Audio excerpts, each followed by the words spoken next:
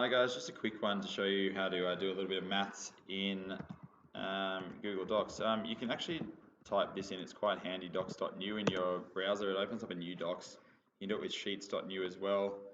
And what I want to show you today is a little add-on called MathType. Now where you get this from is you go to get add-ons, and up here you type in math. Oh, it's actually already there, MathType, it's the first one. And it's already installed for me, but you just need to install it. You can do this, you don't need permission, or you shouldn't need permission to do it.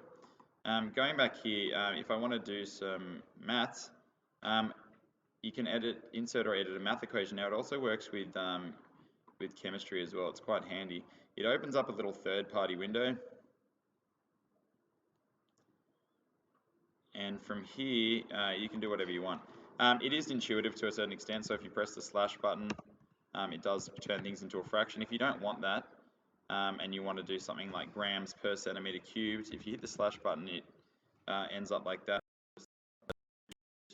You can do that. That's one option, or if you don't want that, what you can do is you can do grams. You can actually select the slash button here, and then you can have centimeters, and I can hit the subscript button. And cubed, it's pretty handy. You've got all of your operators here that you guys could possibly need. If you want some deltas, so on and so forth, just tab across the top here. There are some other math symbols that you might want. You might want some different arrows and some different Greek letters, so on and so forth. I'll let you have a play around with it. But yeah, it's quite handy. So then you just hit insert. And there it is. If you do need to edit it, I'm pretty sure you can just select it, go back to MathType, and just hit insert edit, and it'll come back up again.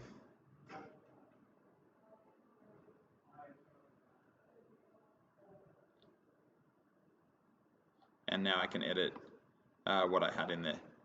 Hope that helped.